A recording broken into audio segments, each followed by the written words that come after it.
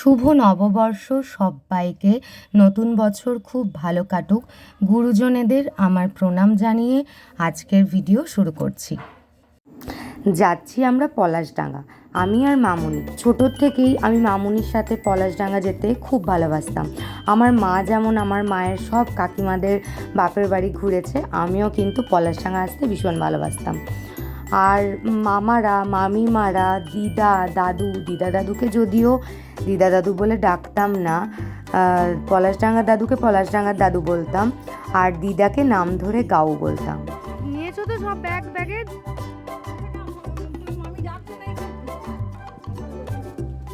প্রত্যেক বছর ফাল্গুন মাসের একটা রোববার ধরে ছোটো মামার বাড়িতেই অনুষ্ঠানটা হয়।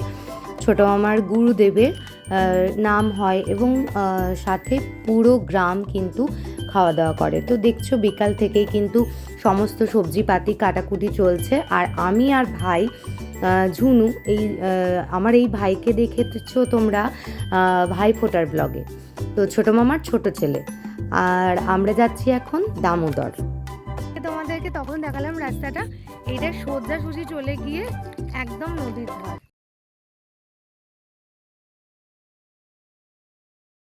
তো লাস্ট এসেছিলাম, মানে এসে থেকেছিলাম মনে আছে ছোটো মামার বড় ছেলের অর্থাৎ গণেশদার বিয়েতে। আর আমি আর ঝিলিক দামোদরে নেমে স্নান করেছিলাম।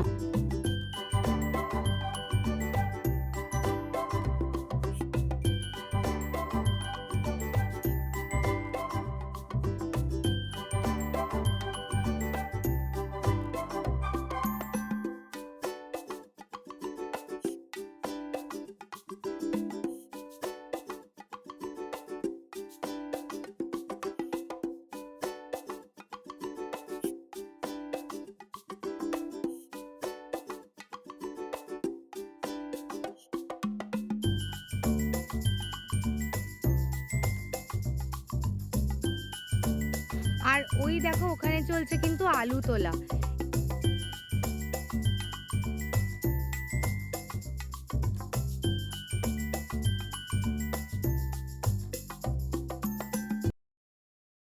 না না,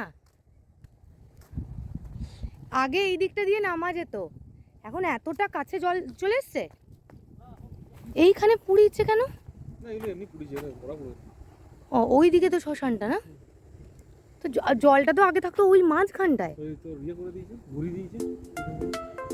ও, তো যেহেতু বালি তুলছে তাই জন্য কিন্তু নদীটাকে ঘুরিয়ে দিয়েছে, শুনতেই পেলে তোমরা। আর আগে আমরা নামতাম, প্রথমটা ছিল বালি আর ওই মাঝখানটাতে থাকতো জল, তাই জন্য বেশ ভালো লাগতো। কিন্তু আজ ভয় লাগছিল নেমেই, যেহেতু জল আর কাছেই শ্মশান, আর প্রচণ্ড জোর জোর হাওয়া দিচ্ছিল। ওই দিকে একদম এই বরাবর চলে গেলে দুর্গাপুর ব্যারেজ, এদিকে চলে এসেছে গোপালপুর। এই জায়গাটার নাম হচ্ছে পলাশডাঙ্গা, মানে মামাবাড়ির নাম পলাশডাঙ্গা, মামাবাড়ির গ্রামটার নাম। এইদিকে আরও গেলে হচ্ছে রাঙামাটি, যেটা ক্রস করলেই কিন্তু ওদিকটাতে পানাগড় পাবে। চলো এবার বাড়ি যাই, কারণ প্রচণ্ড জোর জোর হাওয়া দিচ্ছে। এইখানটায় খাবার খাওয়াতে বসানো হয়, তাই জন্য প্যান্ডেল করা হয়েছে। আর এই যে কড়াই চলে এসেছে, রান্নার ডেকোরেশনের জিনিসপত্র চলে এসছে। ছোট মাইমা উনুন হয়েছে, আর এখানটা হচ্ছে রান্না হবে। আর ওইটা কি বাইরে থেকে জল আসবে নাকি? ও আচ্ছা আচ্ছা। আগে আগে প্রচুর আম হতো, এবারে তো কই দেখছি মুকুল সেভাবে আসেনি। আগে আমি এখানে দাদুকে বলতাম পলাশডাঙ্গা দাদু। তো পলাশডাঙ্গা দাদু জয়া যখন ছিল, জয়া নিয়ে নিয়ে বয়ে বয়ে নিয়ে যেত। তো এখন তো আর দাদুও নেই, আর সেভাবে আমও এখন আর হয় না। চলো ছোটো মামা, বেশ কটা গরু আছে দেখাই। আজকালকার দিনে তো বাড়িতে গরু সেভাবে দেখাই যায় না।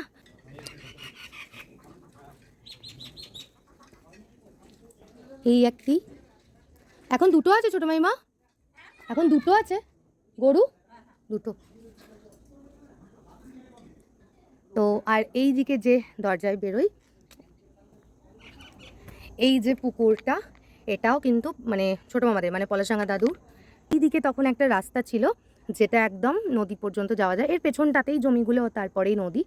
তো তখন এদিকটা দিয়ে যাওয়া যেত, এখন যাওয়া যায় না কি জানি না। চলো এবার বাড়ির ভেতরে যাই। তো সন্ধেও হয়ে গেছিলো, মামুনি সন্ধে দিচ্ছিল, আর সন্ধেবেলাতে কিছু অনুষ্ঠানও আছে। তার জন্য মামুনি আর সামনেই যে মাইমা, এটা অঞ্জনা মাইমা, একদম ছোটো মামাদের সামনের বাড়ি, ওরা ফল কাটছিল, ছোটো মাইমা জোগাড় কাটছিল। আর এই বাড়িটা মানে পলাশডাঙ্গার বাড়ি এলেই আমার মামা বাড়ির পুরনো বাড়িটার জন্য খুব মন খারাপ করে, কারণ আমার মামা বাড়ির পুরনো বাড়িটাও কিন্তু ছিল এই একই রকম কড়ি বর্গা দেওয়া। গ্রামের একটা জিনিস কিন্তু ভীষণ ভালো, কারোর বাড়িতে কোনো কিছু অনুষ্ঠান হলে সবাই মিলে কিন্তু এসে সহযোগিতা করে। যেমন অঞ্জনা মামিমা সব ভোগ এসবে সাহায্য করছিল, আর এই বৌদি হচ্ছে অঞ্জনা মামিমাদেরই। তো জবা বৌদি ভীষণ সুন্দর আলপনা দেয়, তাই আলপনা দেওয়ার দায়িত্বটা নিয়েছিল বৌদি।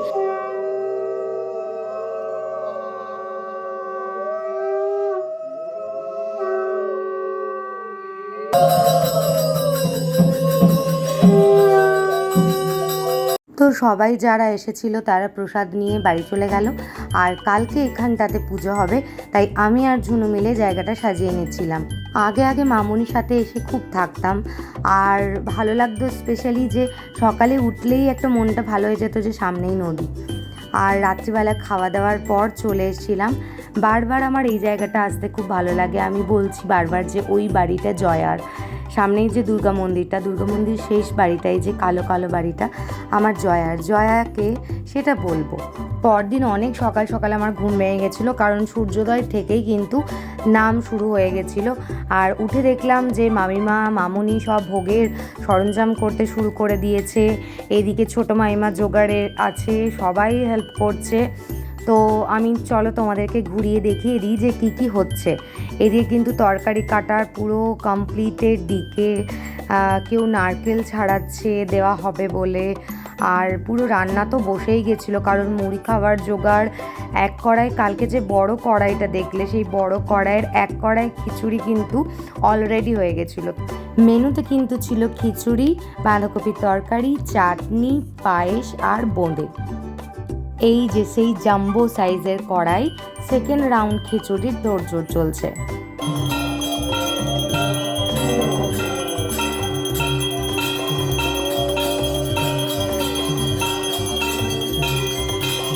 তো তারপর মহাদেবেরও পুজো হয়ে গেল, আর তারপরে কিন্তু আমরাও খেতে বসে গেছিলাম, কারণ খুব জোর খিদে পেয়ে গেছিলো। আমি তো যাই হোক সেরকম কোনো কাজ করিনি, কিন্তু ঝুনুরা সমানে কিন্তু ওদিকে ছিল। আর তারপর আমি রেডি হয়ে গেছিলাম, আর আমি রেডি হয়ে আমি বলছি না, মানে আমার কেবল ওপরে এলেই আমার কেবল মনে হয় যে একবার এখানটাতে আসি। তারপর বেলা বাড়ছিল, আর গ্রামের সবাই একে একে আসছিল ঠাকুর প্রণাম করতে, তারপর এমনি বসে নাম শুনতে। আর বলে ইচ্ছে থাকলে উপায় হয়। আমার এসের থেকেই খুব মনটা কেমন করছিল যে মাকে প্রণাম করতে পারবো না, জয়ার বাড়িটার কাছে যেতে পারবো না। তো এই হচ্ছে পলাশডাঙ্গার বাগিশ বাড়ি আর তার দুর্গা মন্দির। তো আমরা প্রায়ই আসতাম, আর জয়া থাকতে তো একদিন আসতামই। আর জয়া মামুনির দেখো নিজের পিসি না, মামুনিদের সামনের বাড়ি, কিন্তু মামুনিকে ছোটোর থেকে মানুষ করেছে। মামুনি জয়া বলে ডাকতো বলে কিন্তু আমরাও জয়া বলে ডাকতাম। আর সত্যি কথা, নিজের দিদার থেকে কিন্তু কোনো অংশে আমার জয়া কম ছিল না আমাদের কাছে। এমনকি জয়া যখন আসতো, আমরা 4 ভাই বোনে নানান ছলছুতো করে কিন্তু আটকে দিতাম। শেষটাও কিন্তু জয়া আমাদের বাড়িতেই ছিল। দেখতেই পাচ্ছ এদিকে সব জোগাড় যন্ত্র হয়েই গেছে। আর যারা রান্না করছিলেন ওনারা চা খাবেন বলে আমি বসিয়েছিলাম একটুখানি চা।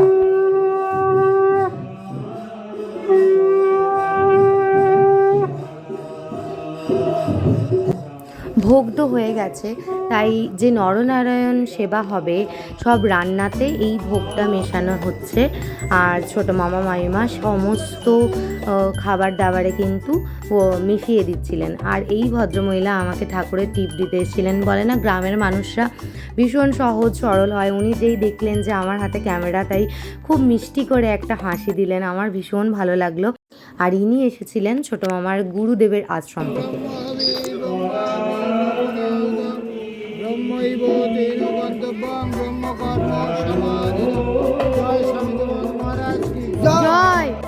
তো এই তো ফার্স্ট ব্যাচ। আর আমি যখন বাড়ি এলাম তখন বাজছে প্রায় 4টা, মানে আমি যখন বেরোলাম ওখান থেকে। এই ফার্স্ট ব্যাচটা একটু হালকা ছিল, আর তারপর থেকে সেই ভিড়ে শুরু হয়েছে। মানে ঠিক ওই 1-1:30 পর থেকে তো আর তিল ধারণের জায়গা ছিল না কোনো। পরপর ব্যাচ মানে চলছিল। আর এদিকে কিন্তু রান্না হয়েই যাচ্ছিল। তো এটা ঈশ্বরের আশীর্বাদ ছাড়া কিন্তু এটা সম্ভব নয়। তো এই যে দেখতেই পাচ্ছ, তখন বাজছিল 1:30, আর তখন অলরেডি মানে ওদিকে কিছু মানুষ বসেছে, এদিকে কিছু ওয়েট করছে, এরকম। আমরা খেতে বসে গেলাম, ঘরে ব্যবস্থা করা হয়েছে,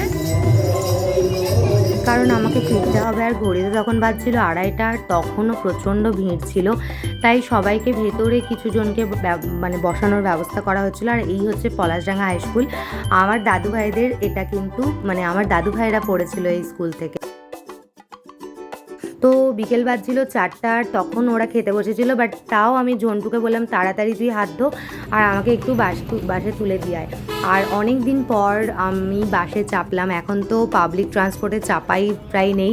আর খুব আনন্দ হলো, বেশ একা হাওয়া খেতে খেতে আসছিলাম, কারণ মামুনি থেকে গেল। মামুনি পরদিন সকালবেলা এলো। পৌঁছে গেলাম সোনামুখী, বাস থেকে নেমে গেলাম আর টোটো পেয়ে গেছি। আজকের ব্লগটা কেমন লাগলো জানিও।